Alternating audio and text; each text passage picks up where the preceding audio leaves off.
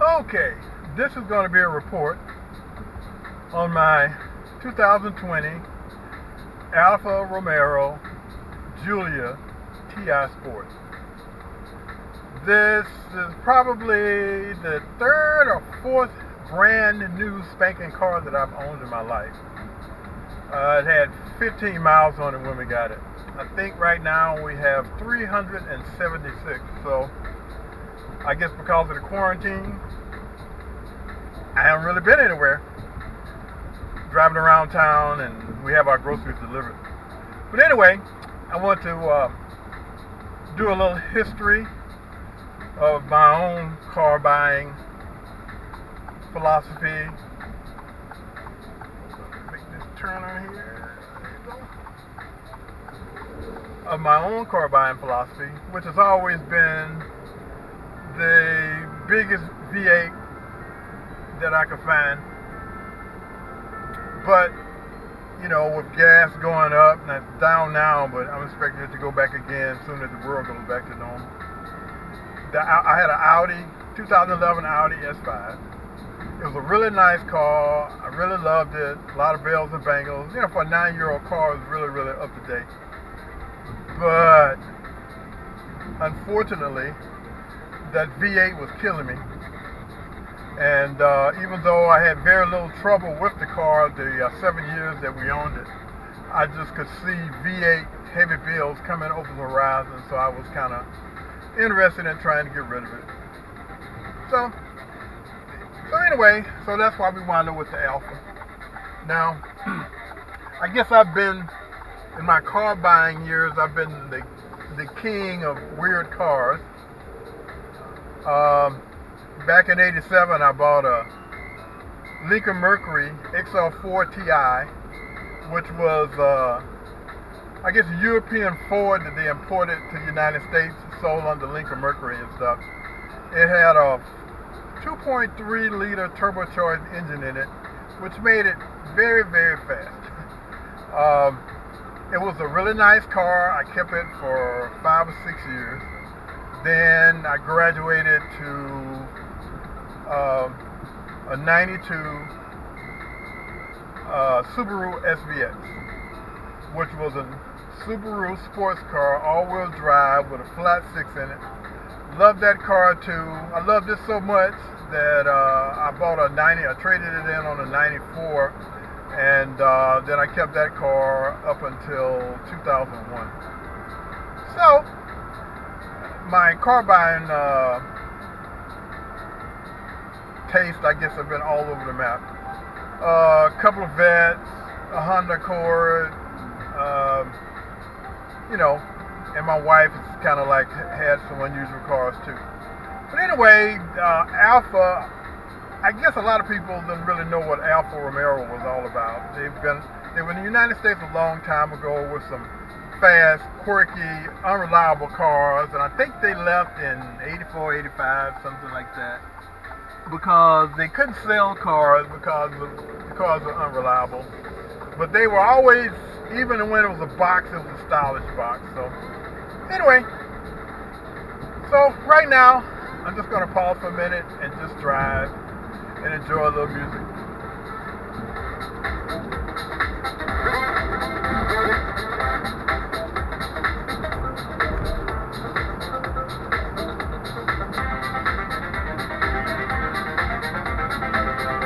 A little burst of speed.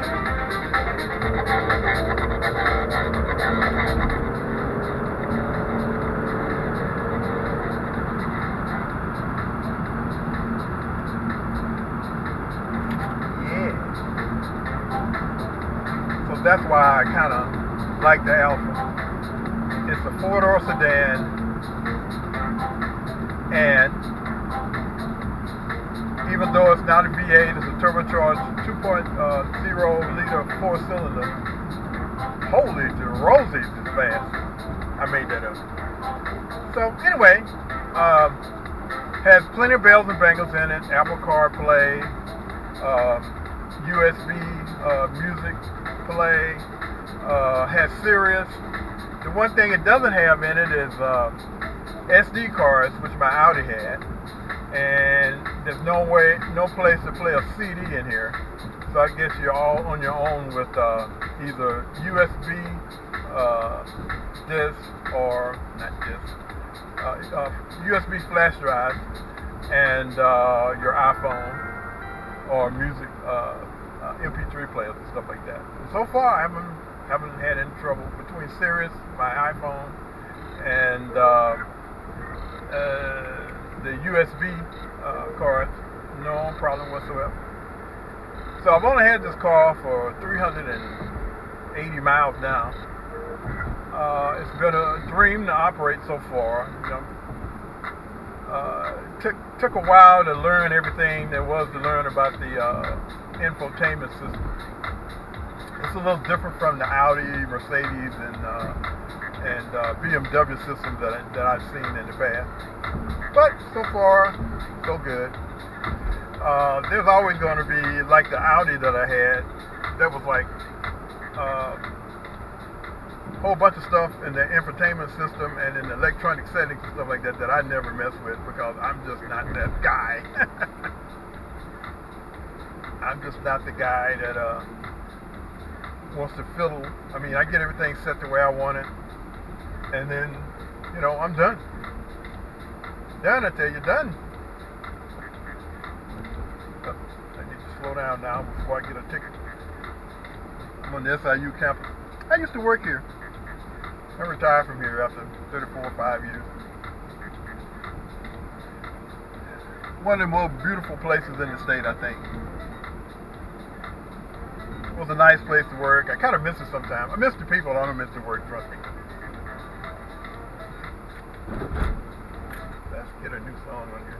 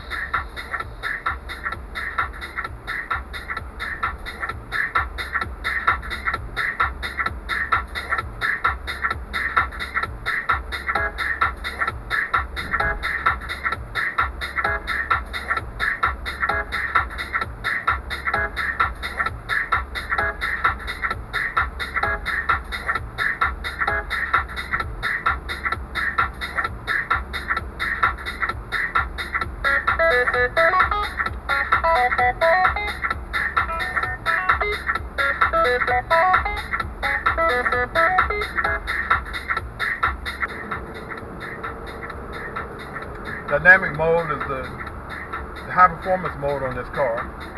I mostly run in natural. There's also a natural mode, and then there's a economy mode, like Alfa. It's called DNA. The economy mode to save you the most gas, but I don't see how, if you got a 4-cylinder engine, why you need an economic mode. It also has cylinder deactivation. If you don't match this button, it cuts the whole engine off every time you stop. Not real crazy about that, but fortunately they have that button, so I like that.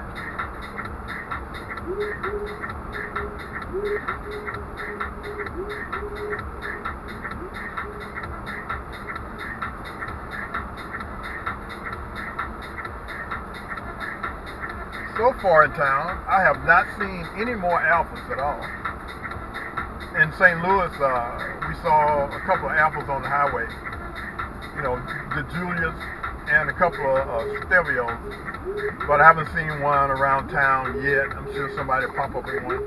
I did see a Stevio parked at Walmart a month or so ago, actually before, it's been longer than that, before everything shut down. So, it's kind of an unusual car, and another good thing is that we live in the St. Louis Metro, and most of our other cars, the dealerships were in St. Louis. So this dealership is only the Alfa Romeo dealership for Alfa Romeos and Fiat. It's only about 13, 14 miles from the house. So that'd be nice, getting the service and, not having to like drive all the way to St. Louis to West County or North County to get the service done. Don't have anything against St. Louis. I just don't mind waiting for it if they can get it done.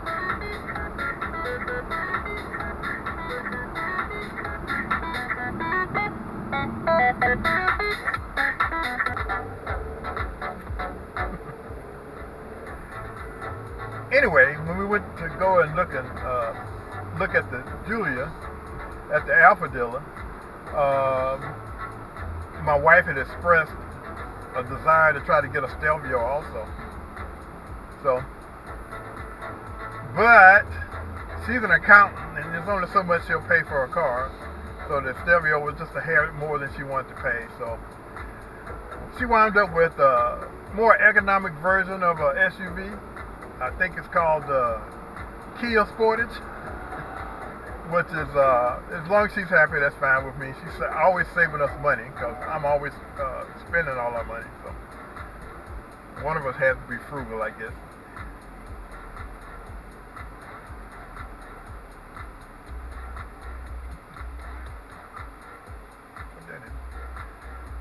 Anyway.